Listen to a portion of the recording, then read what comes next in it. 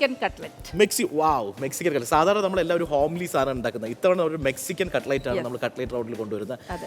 എന്താണ് ഈ Mexican cutlet? Mexican കട്ട്ലറ്റിന്റെ നമ്മുടെ കട്ട്ലറ്റിന്റെ പ്രത്യേകത എന്ന് പറയുന്നത് ഇതിന്റെ സീസണിംഗ് എന്ന് പറയുന്ന ആക്ച്വലി USA കൊണ്ടുവന്ന ഒറിജിനൽ സീസണിംഗ് ആണ്. ഇതിനകത്ത് ഈ മെക്സിക്കൻ കട്ട്ലറ്റ് ചേർക്കാൻ വേണ്ടി ടാക്കോ മിക്സിന്റെ മിക്സ് കൊണ്ടുവന്നപ്പോൾ അതിനകത്ത് കുറേ ചേരുവകളുടെ പേരുണ്ട്. പക്ഷെ പലതും എനിക്ക് മനസ്സിലായി. ഞാൻ ഇപ്പോൾ ഇവിടെ നിന്നാണ് ഗൂഗിൾ ചെയ്ത് പലതും നോക്കിയത്. അതിനകത്ത് കോഷർ സോൾട്ട് എന്താണെന്ന് നോക്കിയപ്പോഴാണ് നമ്മുടെ സാധാരണ കല്ലുപ്പിനെയാണ് കോഷർ സോൾട്ട് എന്ന് പറയുന്നത്. പിന്നെ അത് കഴിഞ്ഞിട്ട് ഞാൻ ചേച്ചിയും കൂടെ ഒരു ചെറിയ തർക്കം ഉണ്ടായിരുന്നു. കാരണം ഇതിനകത്ത് നമ്മുടെ പനിക്കൂർക്കയ്ക്ക് എന്തായിരുന്നു പേര് എഴുതുന്നത്? ഒറിഗാനോ. അപ്പൊ ചേച്ചി പറഞ്ഞു ഇല്ല ഇത് വേറൊരു സംഭവമാണ്. ഞാൻ സത്യത്തിൽ കസൂരി മേത്തി ഈ പനിക്കൂർക്കെന്നാ വിചാരിച്ചിരുന്നത്. പക്ഷെ ഇന്നാണ് മനസ്സിലായത് കസൂരി മേത്തി ഉലുവയുടെ ഇല പൊടിച്ചെടുക്കുന്നതാണ് കസൂരി. അപ്പൊ ഉലുവ ഇല പൊടിച്ചതാണ് കസൂരി മേത്തി.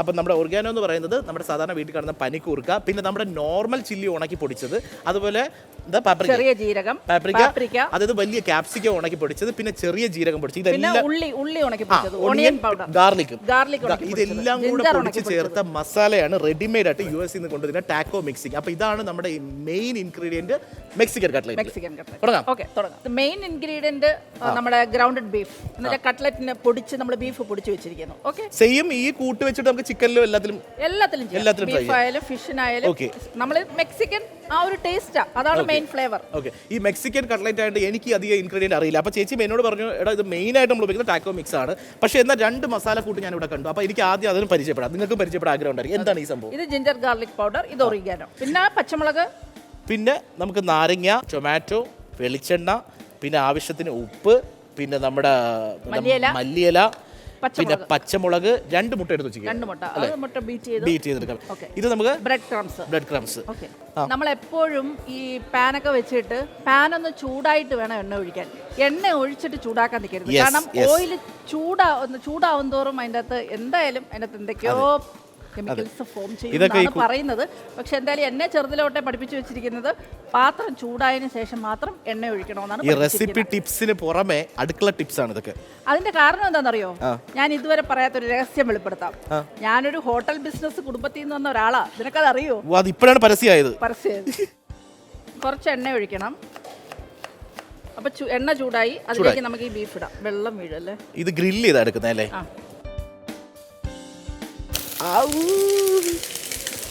അതിന് വെള്ളം ഉണ്ടായിരുന്നു ഗൈസ്. അപ്പൊ ഇതിന്ന് മനസ്സിലാക്കുക വെള്ളം ഇല്ലാതെ ഇടുക. അല്ല, വെള്ളം ഇല്ലായിരുന്നു, പക്ഷെ അത് എന്തോ ഊറി ഇറങ്ങിയെന്ന് തോന്നുന്നു. നമ്മൾ നന്നായിട്ട് പിഴിഞ്ഞിടണമായിരുന്നു.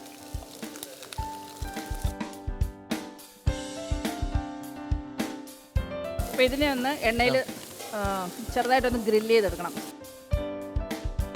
അപ്പം നമ്മുടെ ഈ ബീഫിലേക്ക് ഇത്തിരി ഉപ്പ് ബീഫിൽ പിടിക്കാൻ വേണ്ടി ഇടണം.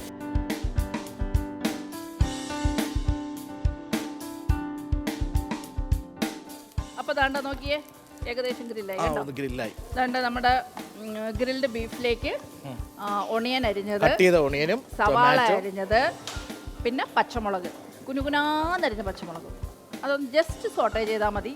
ഭയങ്കര വഴന്ന് കിട്ടണ്ട, ആ ഉള്ളിയുടെ ഒരു ക്രഞ്ചിനെസ് വേണം. ഈ സവാളയൊന്നും വഴറ്റണ്ട, ജസ്റ്റ് ആ ചൂടിൽ തന്നെ ഒന്ന് ഇതായി അങ്ങ് ഒരു ഹാഫ്, കാരണം ആ സവാളയുടെ ഒരു ക്രഞ്ചിനെസ് കിട്ടണം. ഇത് വിടണോ? കേട്ടോ.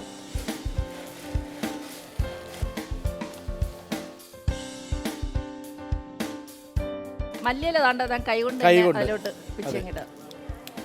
ആ സമയത്ത് നമുക്ക് ഈ പൊട്ടാറ്റോ ഒന്ന് സ്മാഷ് ചെയ്തെടുക്കാം. ഞാൻ കയ്യിൽ നെയിൽ പോളിഷ് ഇടാറില്ല. അതിവിടെ വന്നതുകൊണ്ടല്ല, കയ്യിൽ നെയിൽ പോളിഷ് ഇടാറില്ല. കാരണം വീട്ടിലും കുക്ക് ചെയ്യുന്ന ഒരാളായതുകൊണ്ട്. ശ്രദ്ധിക്കുക, മെക്സിക്കൻ കട്ട്ലറ്റ് ഉണ്ടാക്കുമ്പോൾ കൈ സോപ്പിട്ട് നന്നായിട്ട് കഴുകുക, പിന്നെ കയ്യിൽ നെയിൽ പോളിഷ് ഇടാതിരിക്കുക. അത് മെക്സിക്കൻ കട്ട്ലറ്റ് ഉണ്ടാക്കുന്നുണ്ടല്ല, പൊതുവേ കയ്യിൽ ഇടാറില്ല. കാരണം ഞാൻ വീട്ടിലും കുക്കിംഗ് ചെയ്യുന്ന ഒരാളായതുകൊണ്ട് എനിക്കതെന്തോ ഇഷ്ടമല്ല. പിന്നെ ഇതാ ഓഫ് ചെയ്യാണ് ഞാൻ, ഗ്യാസ് ഓഫ് ചെയ്യാണ്. ഇനി ഇതിലേക്ക് അതുകൂടെ ഇട്ടോ, ഇതിലേക്ക് കുറച്ച് ജിഞ്ചർ ഗാർലിക് പൗഡർ ഇടണം, കുറച്ച് ഒറിഗാനോ. ഇത് കണ്ടോ, ആ മുളകിന്റെ കുരുവൊക്കെ കിടക്കുന്നുണ്ടോ? മുളകിന്റെ കുരു കണ്ടോ? നീ കണ്ടാ?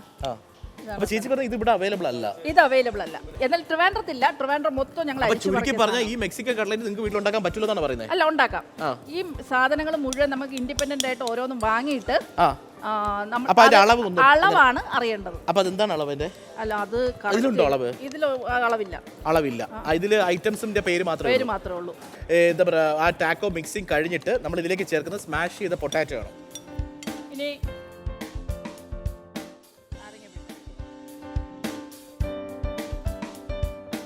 കുറച്ച് ബ്രെഡ് ക്രംസ് ചേർക്കണം ഇതിലേക്ക്. എന്തിനാന്ന് വെച്ചാൽ അതൊന്ന് കോട്ട് ചെയ്ത് ഉരുട്ടിയെടുക്കാൻ പാകത്തിന് വേണ്ടി. അപ്പോൾ നമ്മുടെ കട്ട്ലറ്റിന്റെ മെയിൻ മിക്സ് റെഡി ആയി കഴിഞ്ഞു. എന്തൊക്കെയാണ്?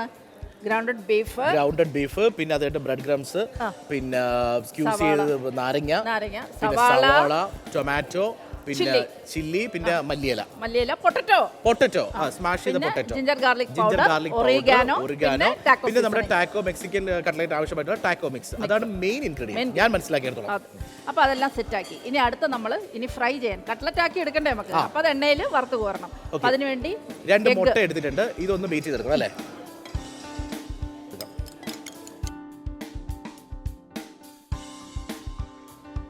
അപ്പോൾ നമ്മൾ ഇതാണ്ട് കട്ട്ലറ്റ് റെഡി ആയിക്കൊണ്ടിരിക്കുകയാണ്. അതിനെ ഒന്ന് മുട്ടയിലേക്കൊന്ന് മുക്കണം. എന്നിട്ട് ബ്രെഡ് ക്രംസ് ഒന്ന് ഇതാക്കണം. ചൂടായി കിടക്കുന്ന എണ്ണയിലേക്ക് നമ്മൾ ഇടാൻ പോവുകയാണ് ആദ്യത്തത്.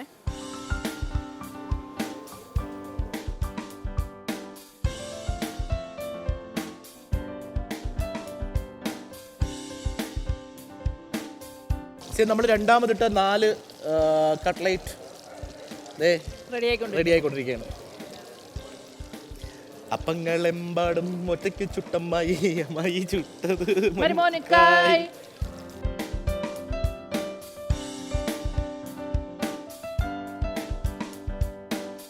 അങ്ങനെ ഞങ്ങളുടെ മെക്സിക്കൻ കട്ട്ലൈറ്റ് റെഡിയാണ്, റെഡി ടു ഈറ്റ് അല്ലേ? സോ ഇനി ഇതിൽ ഗാർണിഷ് പരിപാടിയുണ്ട്. അതുപോലെ കുറച്ച് കട്ട്ലൈറ്റ് ഷേപ്പ് ഉണ്ടാക്കി വെച്ചിട്ടുണ്ട്. അത് നമുക്ക് ഇവിടെ എല്ലാവർക്കും കഴിക്കാൻ വേണ്ടിയിട്ട് നമുക്കത് ചെയ്യാം. പക്ഷേ എന്നാലും നമ്മുടെ ആദ്യ പ്രക്രിയ കഴിഞ്ഞ് ഫൈനൽ ഔട്ട്പുട്ട് കിട്ടിയിരിക്കുകയാണ്. ഇത് ടേസ്റ്റ് ചെയ്ത് നോക്കേണ്ട സമയമാണ്. ഷെഫിനെ നമ്മൾ വെയിറ്റിംഗ് ആണ് അല്ലേ? അപ്പോൾ ഇത് ഐശ്വര്യമായിട്ട് ഇവിടെ വെച്ചിട്ട് ബാക്കി ഗാർണിഷ് കൂടെ ഇവനെ കൊണ്ട് ഞാൻ ചെയ്യിപ്പിക്കട്ടെ. ഓക്കെ.